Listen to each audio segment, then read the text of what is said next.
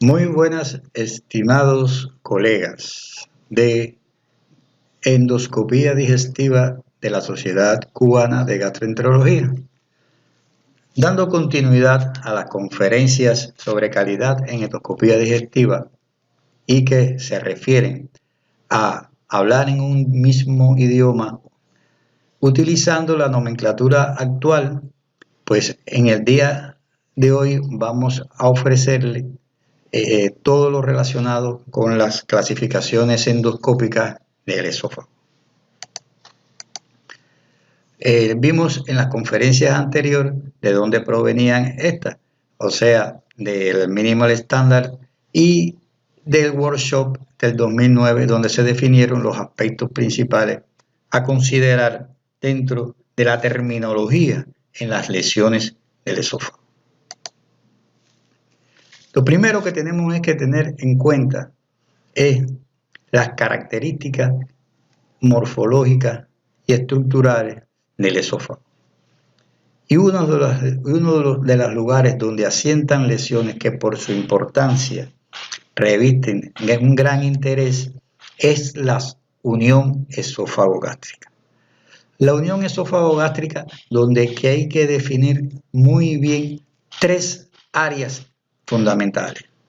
La línea Z, que marca la unión entre la mucosa del esófago y la mucosa del estómago,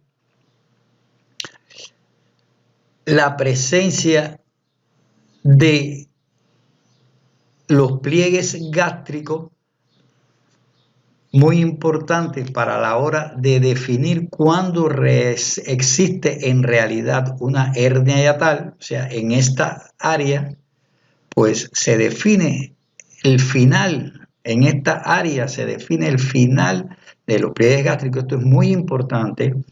Y la impresión del hiatus, que es donde se estrecha la luz del esófago y que posterior a esta pues nos vamos a encontrar ya dentro de la cavidad gástrica.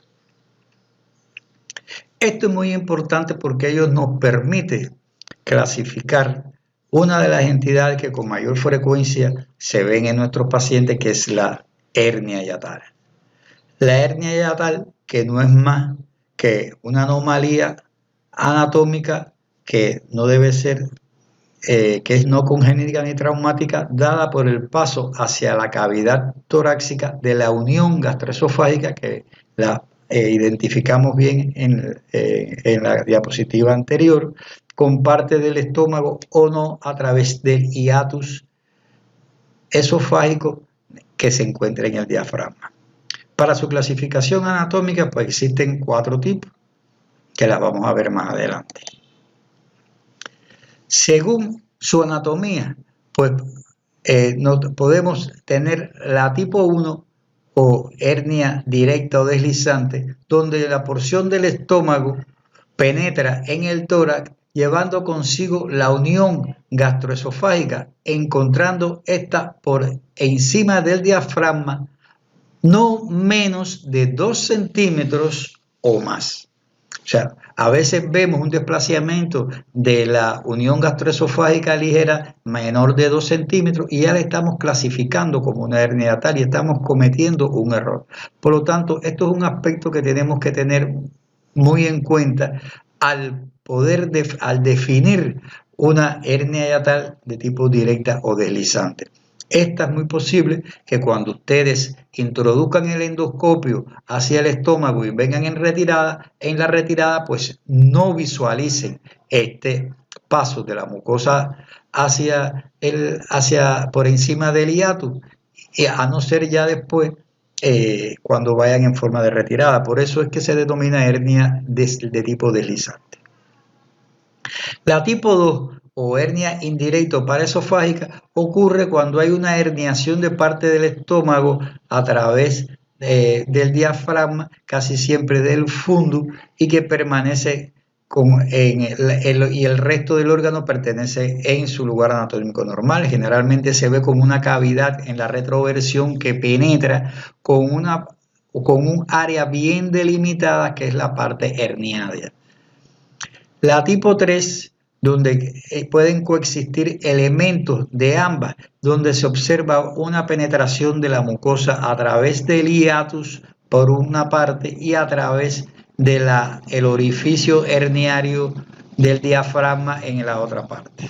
Y la tipo 4 es donde se asocia un defecto de la membrana y que puede introducirse a través del diafragma, pues parte del estómago e incluso del colon, vaso o algunas estructuras de la cavidad abdominal.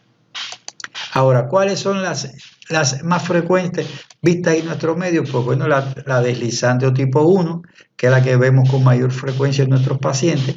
La paraesofágica, pues ya se ve con menos frecuencia, que en esta diapositiva está muy bien esquematizada y con este estudio radiológico se visualiza perfectamente.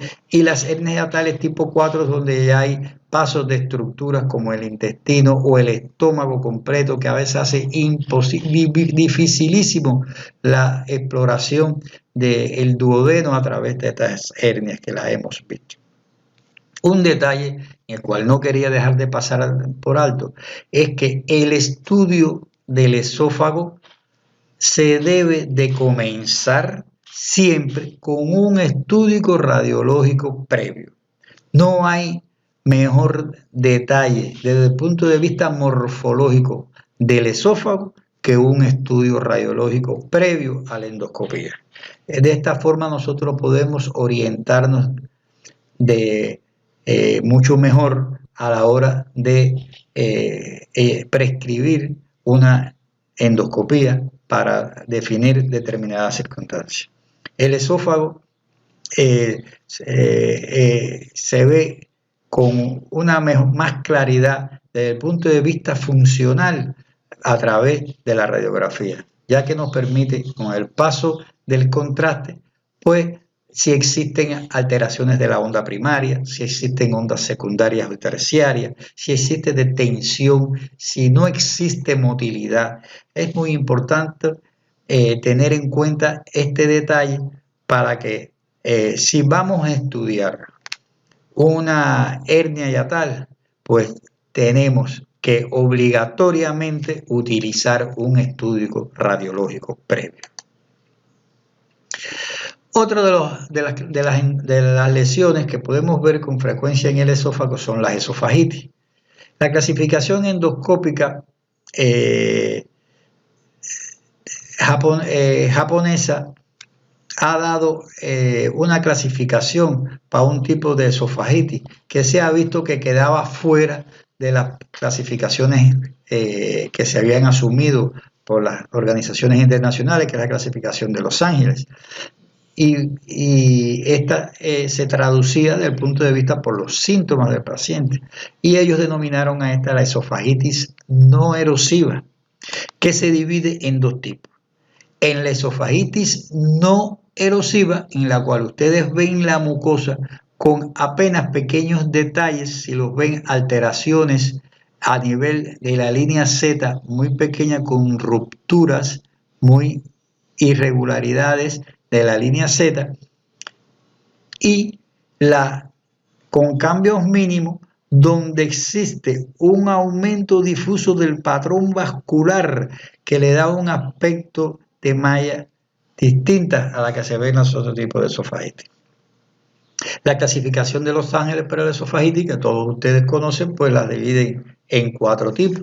Las clasificaciones, la grado A, para cuando existen lesiones de las mucosas no mayores de 5 milímetros, la de tipo B cuando son mayor de 5 miligramos y que no se extienden entre dos crestas de dos pliegues de la mucosa, la grado C, que es cuando existen una o más soluciones de continuidad que se extienden hasta más allá de los 5 centímetros, pero que no afectan el 75% de la circunferencia ni producen estenosis.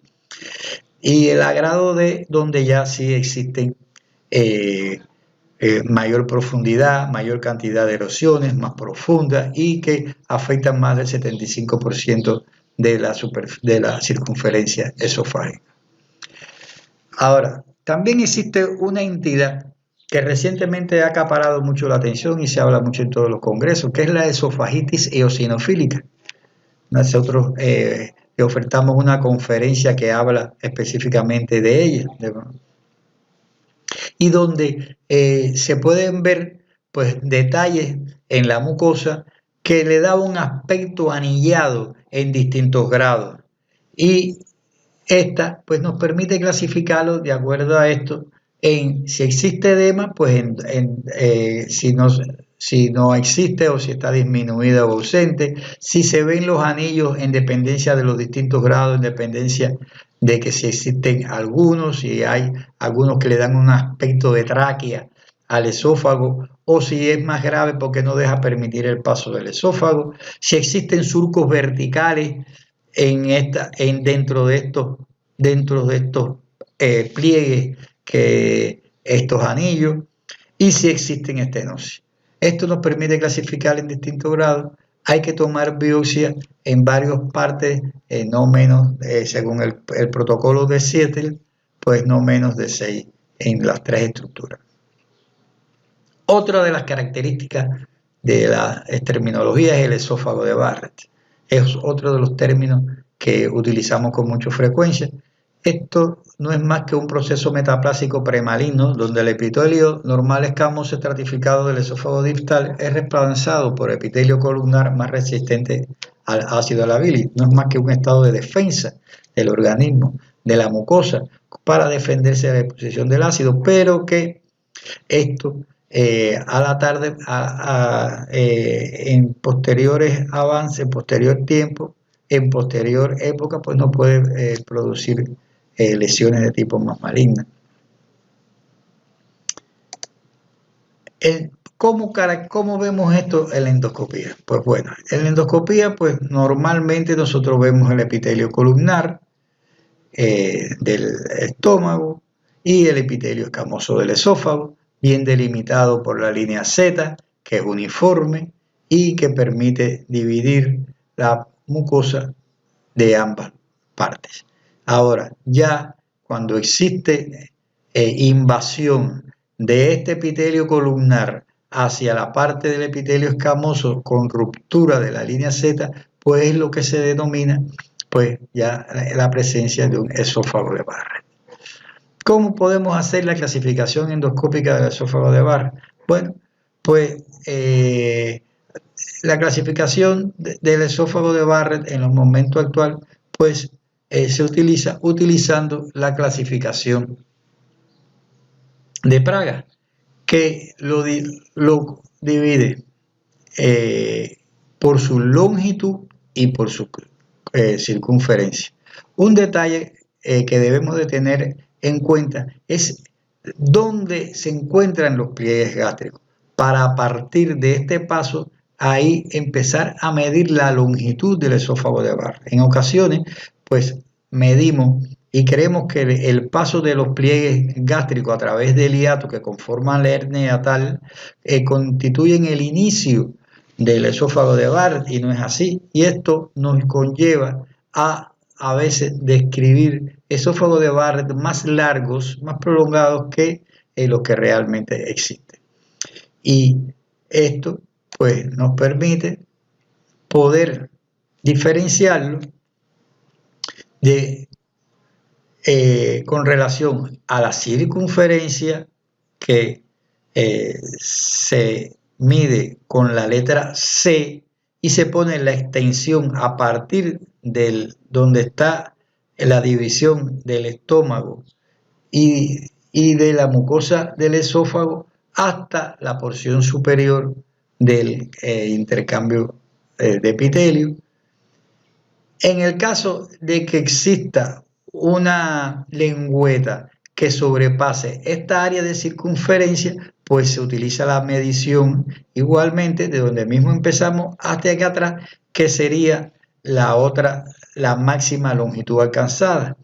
Por lo tanto, clasificaríamos esta afección como C6, que es la longitud, la circunferencia, y M7, que sería la longitud de que constituye el Barré. Esto es muy importante. Otra de las características que se utilizan es la clasificación del patrón de surco del Barré, donde es muy importante pues tener conciencia de cómo se observa la estructura de la mucosa normal y el patrón capilar, tanto desde el punto de vista con NBI como con magnificación.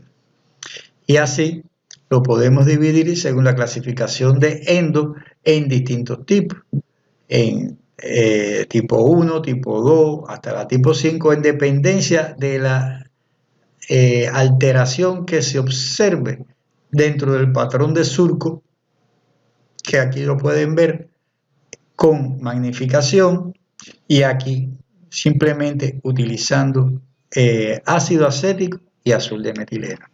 Aquí en esta gráfica pues vemos de forma estructurada las alteraciones que ocurren a los distintos niveles con el paso de la mucosa del epitelio escamoso. Otro de los términos que utilizamos también es la clasificación de Sargar para la esofagitis en los pacientes que ingieren cáustico.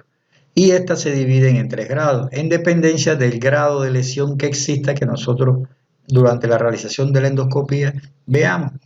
Y así el grado 1, donde existe discreto grado de lesión, donde solamente hay edema y hiperemia, hasta el grado mayor, donde ya existe una necrosis y donde es muy peligrosa la endoscopía por la posible utilización, por la posible posibilidad de perforación. Otra de las clasificaciones en esófago que nos podemos encontrar es la infección por Bonilla, que vemos sobre todo en pacientes con SIDA o en pacientes que ingieren esteroides y que sufren este tipo de infección. En pacientes también sometidos a dilataciones del esófago también podemos encontrar en ocasiones pues sobre las áreas erosionadas por el paso del dilatador pues este tipo de infección, y que la divide en 4 grados en dependencia de la invasibilidad del germen.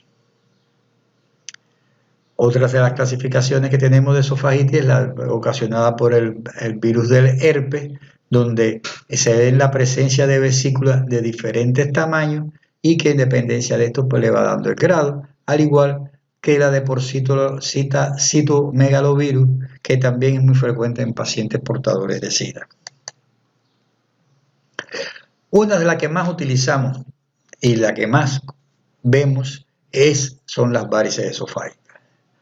Las varices esofágicas, pues, tenemos 2 formas en las cuales internacionalmente se clasifican, aunque en los momentos actuales se ha tratado de preconizar que se utilice cada vez más la clasificación de Babeno, aunque también existe la clasificación de Bev y la clasificación japonesa, que se divide en pequeñas, grandes y pequeñas y grandes. Y aquí pues vemos que Bepu la clasifican en F1, F2, F3 y Babeno la clasifican en pequeñas y grandes, tomando de la clasificación japonesa. El cáncer de esófago es otra de las lesiones que tenemos y que en dependencia del estado de invasión del órgano, pues son los distintos estadios que podemos dar. Y así, pues para eso utilizamos la clasificación de París en dependencia de las lesiones, si son de tipo 0, si son de tipo 1, si son de tipo 2, y en dependencia del grado de infiltración que tenga la mucosa. Y que nos podemos auxiliar en la clasificación en NSC Guideline, donde nos dicen las distintas estadios del cáncer de esófago para poderlo, junto con los cirujanos, pues poder llegar a un tratamiento adecuado. Bien, hasta aquí les dimos las clasificaciones que con mayor frecuencia utilizamos en esófago. Les deseamos que pasen un buen día y la próxima conferencia que les brindaremos pues será con relación al estómago y duodeno que se brindará la semana próxima a ustedes. Que tengan un feliz día. Muchas gracias por su atención.